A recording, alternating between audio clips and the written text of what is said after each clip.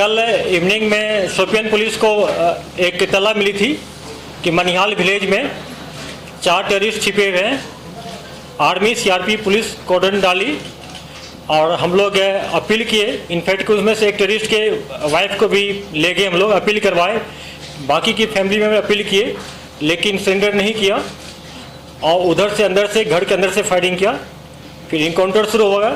Encounter में 4 terrorist मारे गए। चारों कैटेगराइज टेररिस्ट है, लश्कर तैयबा से बिलोंग करता है।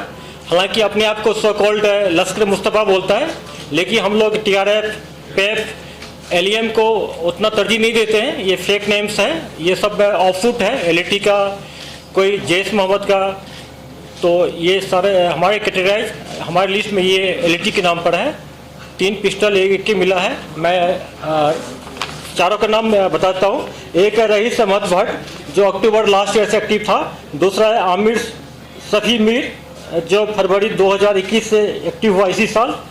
याकीब अहमद मलिक है जो दिसंबर लास्ट ईयर से एक्टिव हुआ है। और आफ्ताब अहमद वानी जो लास्ट ईयर नवंबर से एक्टिव हुआ है। फ्रेंड्स, इस साल अभी तक 9 इनकाउंटर्स हुए हैं, जिसमें से कि एक नॉर्थ कश्मीर, बाकी साउथ कश्मीर हुआ है। और इस 9 इनकाउंटर टोटल 19 टेररिस्ट मारे गए। इस 19 में से 9 जो है 9 सिर्फ शोपियान डिस्ट्रिक्ट का है और 2 टॉप क्लास का कमांडर है। एक अलवदर का जो गनी ख्वाजा मारा गया था सोपुर में, और एक सज्जाद अफगानी मारा गया था जैश मोहम्मद का। 2 टॉप कमांडर है। टोटल 18 टेररिस्ट रैंक में नए लड़के ज्वाइन किए हैं, जिससे 18 में से 5 इनकाउंटर में मारे गए हैं। 3 अरेस्ट हुआ है, बाकी फील्ड में एक्टिव है। उनके पेरेंट्स से भी हम लोग अपील कर रहे हैं कि उनको वापस लाएं। कुछ पाइपलाइन में है, शायद वापस भी आ जाएगा। और इसके अलावा हम लोग के करीब 7 ऐसे यूथ था जो कि ज्वाइन कर चुका था, उनको फैमिली के हम लोग हेल्प से वापस लाए हैं। और हम लोगों पर पुलिस सिक्योरिटी फोर्स और पेरेंट्स काफ़ी ट्रस्ट बढ़ा दिए हैं। और कल भी हम लोग एक्सपेक्ट कर रहे थे कल रात में 2 बजे की सरेंडर कर जाएगा। काफ़ी अपील हो रहा था फैमिली की साइड से हम लोग से, लेकिन नहीं हो पाया, उन्होंने नहीं माना और फिर भी हम लोग लगे हुए हैं। इसके बाद जहाँ तक बात है एसओपी फॉलो करने का, हम लोग पूरी तरह इसको फॉलो, जैसा कि आप लोग पहले बोले थे हम लोग कि जनवरी में पहला पीसी में कि हम लोग का फोकस रहेगा खास करके जो लोकल टेररिस्ट है जो हमको सरेंडर कराएं, चाहे ड्यूरिंग इनकाउंटर हो या बिफोर इनकाउंटर। ये हम लोग प्रोसेस में लगे हुए हैं। एसओपी का फॉलो हो रहा है।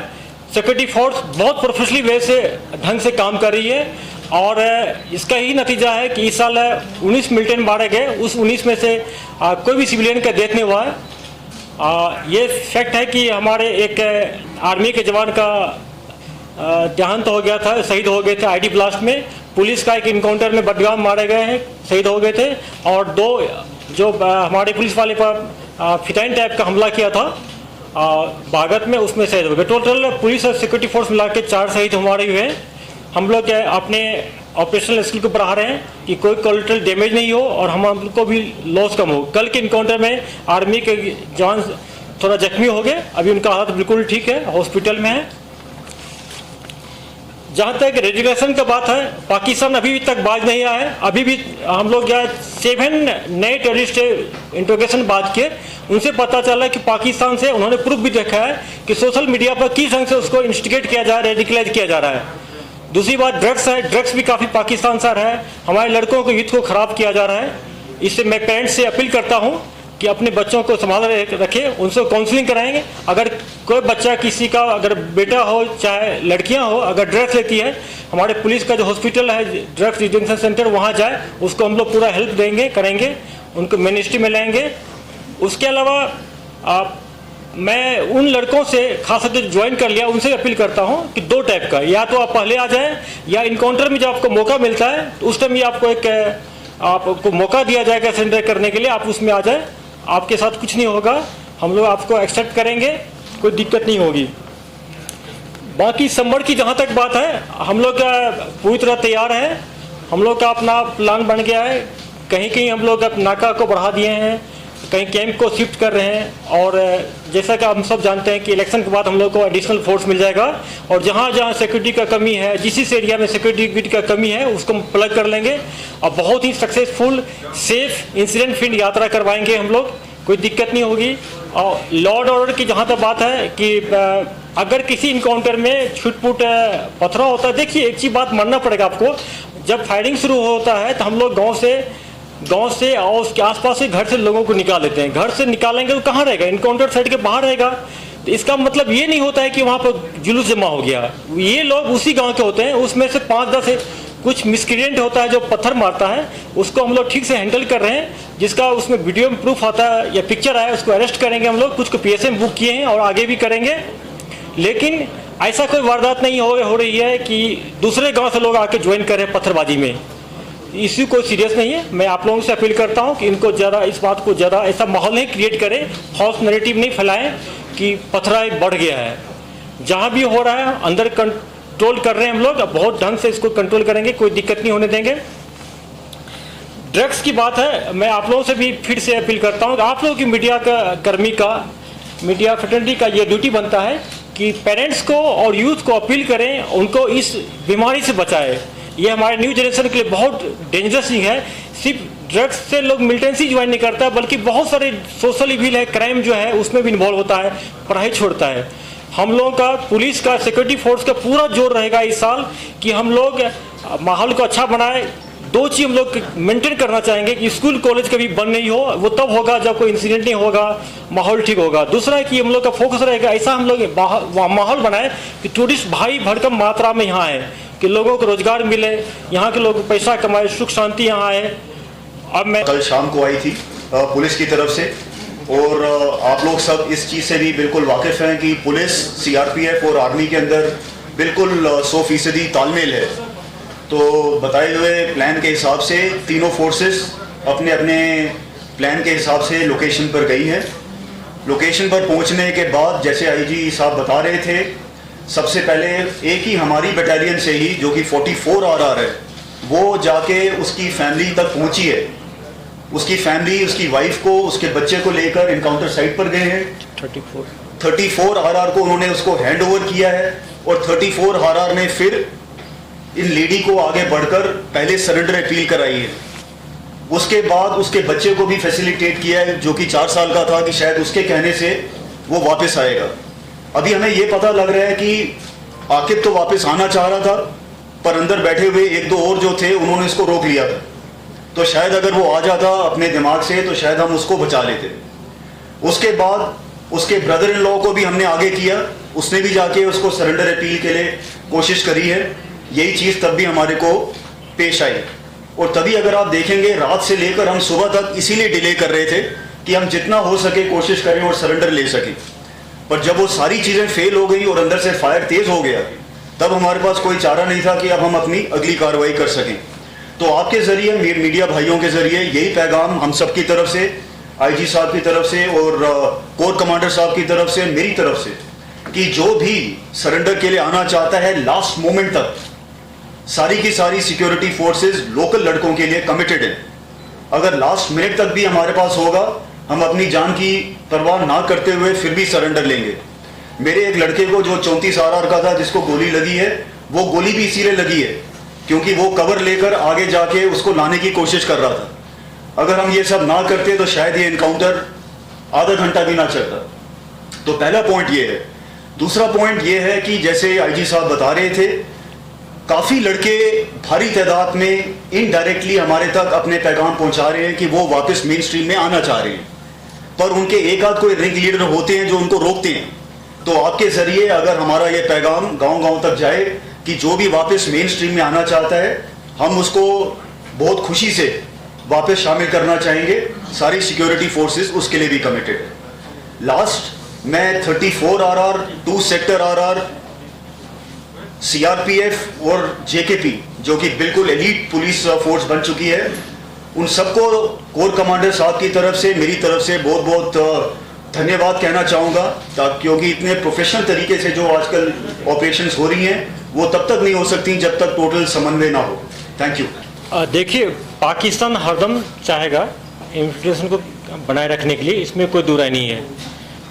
अगर एलसीस नहीं है, आईबी के थ्रू चाहेगा या नेपाल के थ्रू चाहेगा, हम लोग कोई तो अलर्ट है। जहाँ तक कि मिलिटेंट नाका अटैक करने की बात है, मिलिटेंट देखिए अभी भी 200 टेररिस्ट है कश्मीर में।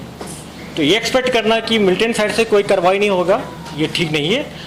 वो प्रयास करेगा, बहुत सारे को हम लोग प्रिवेंटिव इंटेलिजेंस के थ्रू रोक लेते हैं, लेकिन जो ट्राई करेगा उसको न्यूट्रलाइज करेंगे हम लोग, इसमें कोई कमी नहीं रखेंगे। सिक्योरिटी गार्ड की जहाँ बात है, आर्मी, सीआरपी, पुलिस सब मिलके लगी हुई है। कुछ हमारे फोर्स इलेक्शन के लिए गए हुए हैं, वहाँ कुछ कमियां हैं, लेकिन बहुत जल्दी उसको हम प्लग कर लें। जब यात्रा होती है, इलेक्शन होता है, ट्रेडिशनल फोर्स नाका लगाया जाता है, लगाया जाएगा, ये कोई नई चीज़ नहीं है। जहाँ बीमारी बहुत ज़्यादा होता है तो लंबा ट्रीटमेंट चलता है, ठीक है ना। ये बहुत बड़ी बीमारी है। पंजाब में as a society, as a Punjab police को बहुत मेहनत करना पड़ा। हम लोग बहुत मेहनत कर रहे हैं इसमें, जैसा कि डी साहब ने 2 दिन पहले अपील किया था आप लोगों से, आप लोग की बहुत इसमें कंडीशन करना पड़ेगा। जहाँ देखिए, हम नहीं कहते हैं कि आप मेरा मुखबिर बने, लेकिन आपको कुछ ऐसा खबर मिलता है तो हमसे शेयर करें कि हम तुरंत एक्शन लेंगे, क्योंकि ये नेशनल इंटरेस्ट में नहीं है, सोसाइटी के इंटरेस्ट में नहीं, आपके इंटरेस्ट में नहीं, मेरे इंटरेस्ट में। कल हमारे आपके बच्चे भी इसमें इसके दबाव में आ सकते हैं। एक सोशल इविल ज़्यादा है ये। हम लोग पूरी मेहनत कर रहे हैं और करेंगे। और से ये लोकलाइज प्रॉब्लम नहीं है, पाकिस्तान से भी आ रहा है, कभी ड्रोन से आ रहा है, कभी एलसी के थ्रू आ रहा है, कभी नेपाल के थ्रू आ रहा है। तो इस पर पूरा मेहनत कर रहे हैं हम लोग। एनआई भी पकड़ रही है, पुलिस भी पकड़ रही है, नारकोटिक्स भी पकड़ रही है, जो उनका कंट्रोल बोर्ड बीएसएफ भी पकड़ रही है। हर एक ढंग से कार्रवाई हो रही है। 2-3 मिलिटेंट का अटैक होता है, स्कूल कॉलेज बंद नहीं होता है, इकोनॉमिक एक्टिविटी बंद नहीं होता है, यात्रा नहीं होती, टूरिस्ट आना बंद होता है। लेकिन जब लॉ ऑर्डर पथराव होता है तो यात्रा भी कम होती है, टूरिस्ट आने में डरते हैं, स्कूल कॉलेज बंद होता है। तो स्टोन पेल्टिंग लार्जर इशू है, इससे सोसाइटी इन्वॉल्व होता है, इसलिए स्टोन पेल्टिंग को हम लोग ज़्यादा सीरियसली लेंगे। हम लोग लेंगे। टेररिस्ट की जहाँ तक बात है, टेररिस्ट अलग चीज़ है। टेररिज्म से हमको उतना फर्क नहीं पड़ता जितना कि लॉ ऑर्डर होता है। हम नहीं चाहेंगे कि यहाँ का स्कूल कॉलेज बंद हो, यहाँ का बिजनेस बंद हो, दुकान बंद हो और टूरिस्ट आना बंद हो। इसलिए लॉ और प्रॉब्लम जो मेरे लिए ज़्यादा सीरियस इशू है।